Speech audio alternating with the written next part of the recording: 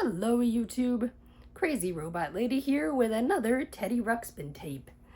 Since we are in the wintry season, I thought it was only fitting that we do some wintry adventures. Now, Teddy's winter adventure would have been very appropriate right about now, but I happen to do that one in the summer. So anyway, we have to stick with what we have left, which is the tape called Woolly and the Giant Snowzos. I also hope to celebrate Christmas with Teddy Ruxpin this year, which I haven't been able to do because he has been in various states of disrepair until recently.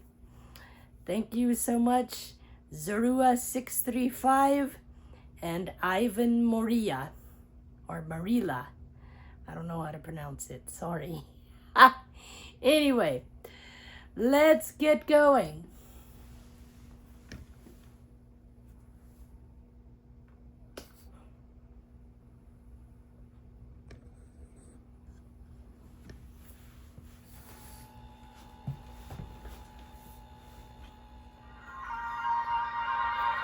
Come dream with me tonight. Hi there. How are you? I'm fine. I didn't mean you, Grubby. I know you're fine. Why, thank you. Say, Teddy, are you gonna tell a story now? Yes, I am.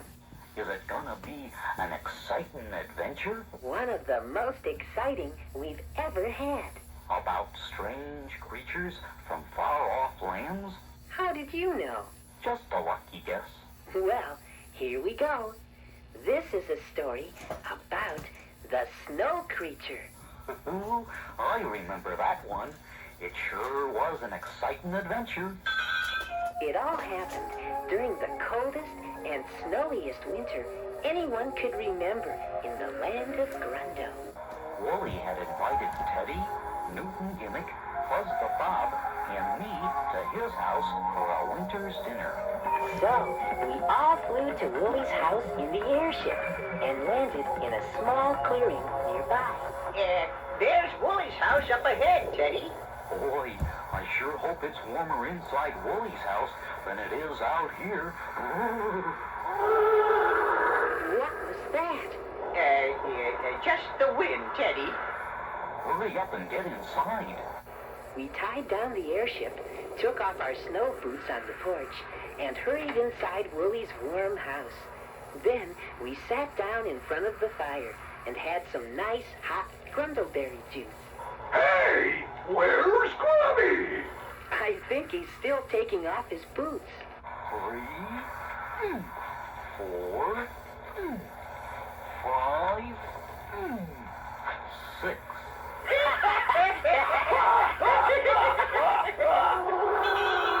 Yikes! I think I just heard that strange sound again. It's amazing the things people will imagine during winter storms. Why, it reminds me of one winter when I was a boy.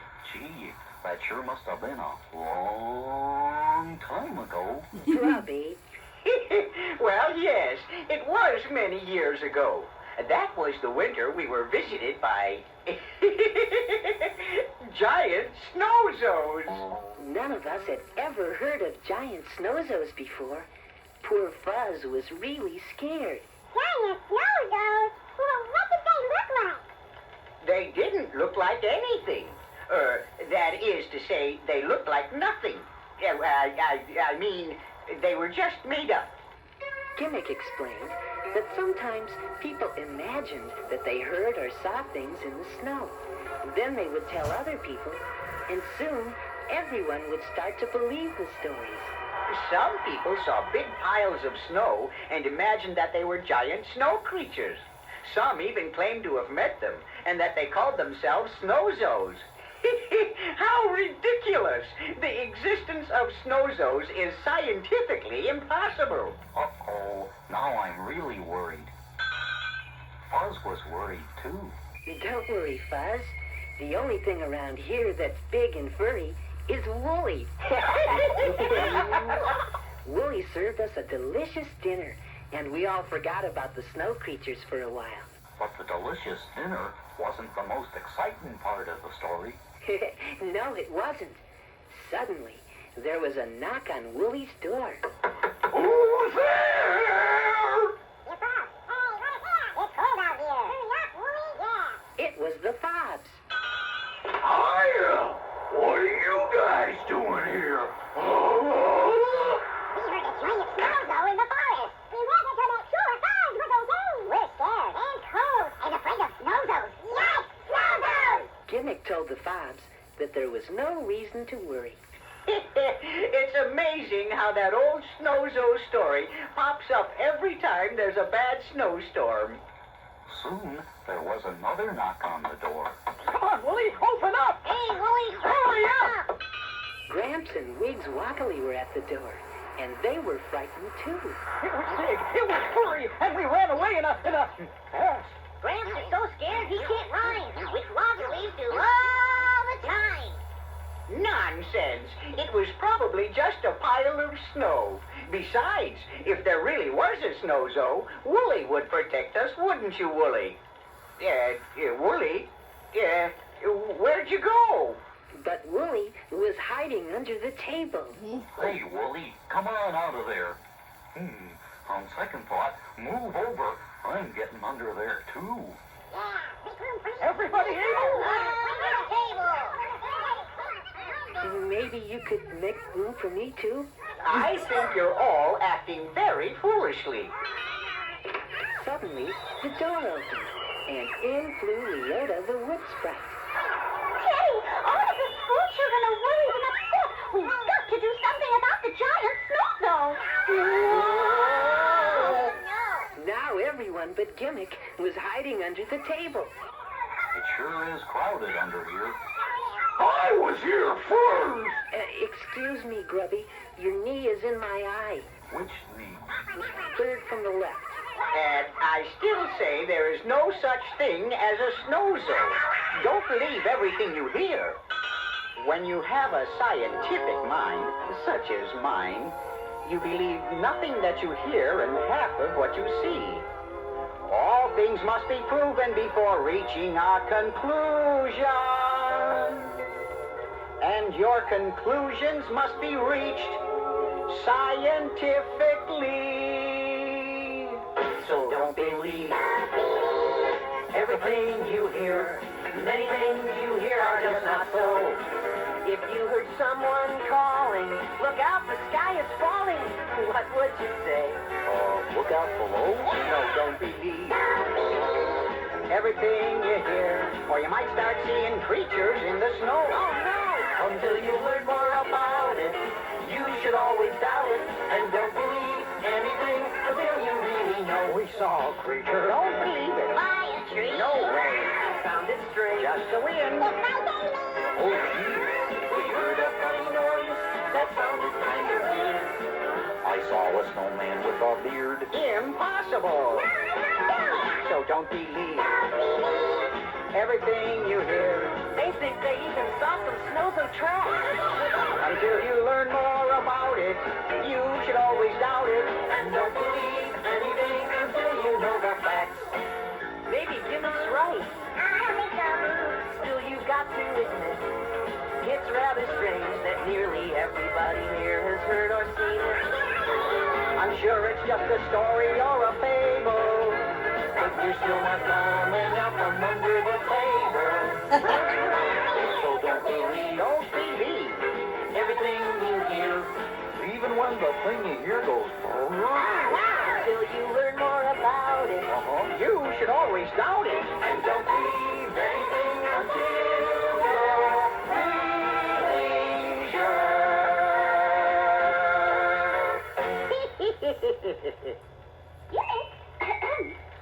You also said there was no such thing as a witch fight.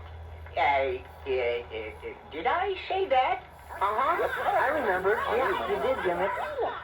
Well, why don't we just stay together, go and sit in front of the fire and have some more hot grundleberry juice? It will make us feel much better.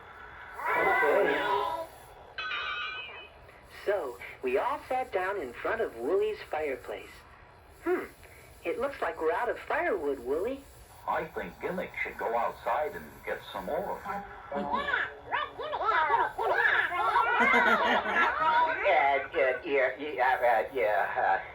I'll go get the firewood. I'll help you, Teddy. I still think Gimmick should go. That's okay, Gimmick. I'll go with you if you wait for me to put on the boots.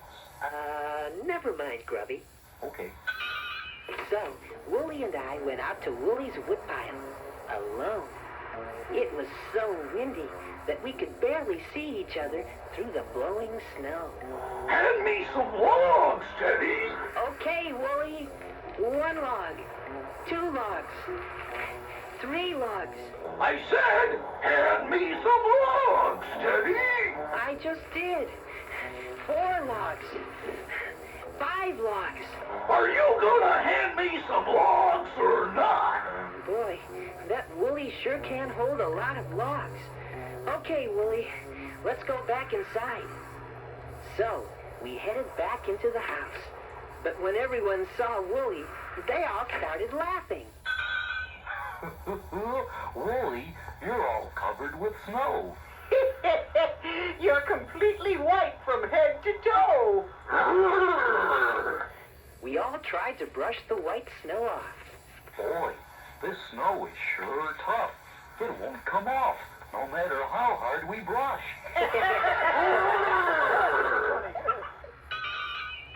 But a moment later, the door opened again, and in came Woolie. Hey, Teddy, how could you leave me out there? I could have met a giant snowzo or something.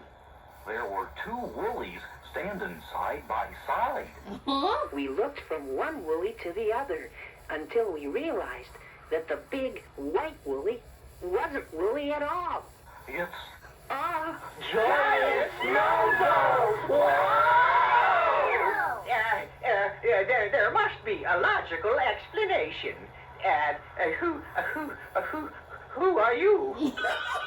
There's no need to fear me. Feel free to gather near me, and you may hear me out as I sing a little ditty that will tell you what I'm all about. continue, do We beg of you.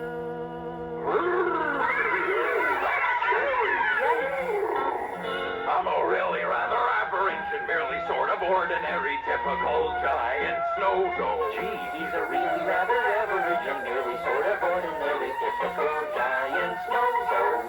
That is all that I can claim to be. There is nothing too unique about me. No, I'm not so very different as you can plainly see. We can plainly see that he's a Really rather average, merely sort of ordinary typical giant snowzo. yes, he's a really rather average, Merely sort of ordinary typical giant snowzo. North of the land of Ying is where we snowzos are from. Oh, really? And this far south we very rarely come. Only when the winter weather's blowing stormily do snowzos venture so far southward for a change of scenery. So by now I hope you see. But he's a really rather average and nearly sort of ordinary typical giant snowzo. Yes, I'm a really rather average and really sort of ordinary typical giant snowzo. I assure you I'm the same in every way. Just like every other snowzo day to day. For in the north we're all like this, and that is why I say. That is why we say that he's a Really rather average and really sort of ordinary typical giant snowzo. Yes, I'm a really rather average and really sort of ordinary typical giant snowzo. Oh my goodness. We're really very friendly. Hey, you sound like Woolie. And you look a lot like him, too. Yeah, except that Willie's purple. We have a legend about a young snowzo who long ago disappeared from our mountain and was never seen again. You might be that young snowzo, Wooly. Me? A snowzo? Hey! It was true that Wooly didn't really know where he came from. The waters of Rainbow Falls could account for your purple coloring. Mr. Snowzo, a little while ago, you said we are very friendly. Does that mean there are more snowzos nearby? Why, yes. My family is right outside. The snowzo opened the door and called out until his voice echoed throughout the forest.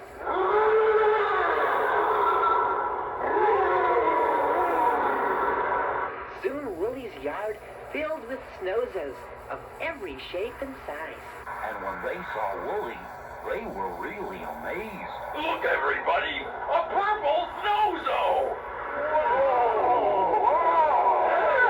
Wooly invited the snowzos in, but they said they would rather stay outside where it was nice and cold.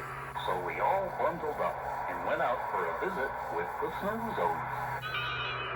And they were really nice. Yep, they sure were. And Wooly had an especially good time talking to them about snowzo history and customs. They even invited Wooly to come visit them up north. But he decided to wait until the weather was a little bit warmer, since his fur wasn't as thick and warm as theirs. So we all said goodbye to the snowzos. Goodbye, everybody.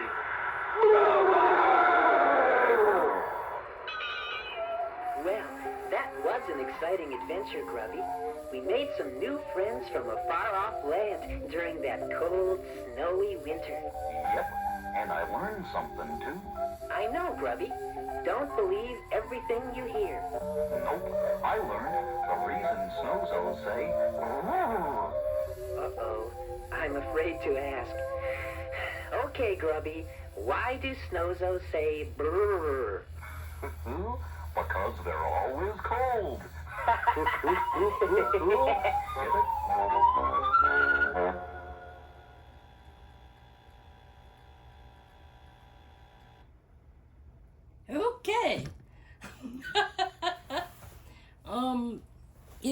Okay.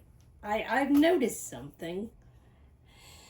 And I don't know if it's, really reparable? I don't know. But Teddy's speaker is, very buzzy. I don't think I can fix that. The WoW Teddies, the original ones from 1985, the very first generations, they don't have as bassy a speaker as the, I think the plastic decks have a less bassy, or a more bassy speaker than the metal decks. But, whatever. I hope you were able to understand at least some of this. And I will try to, maybe bring you closer and turn them down just a little bit so there won't be so much. But anyways, I've never heard this story until today. Anyways, I hope all of you enjoyed it. The very extraordinary, very average snowzo. I don't know. I've never heard this tape until today. I've had it forever, and just never really listened to it. But anyways, the next time you see us, or see Teddy, he may be in Christmas attire. So, look forward to that.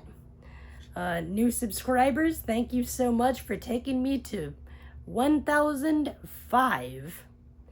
All of you new people, welcome to the channel. I hope you enjoy what you see.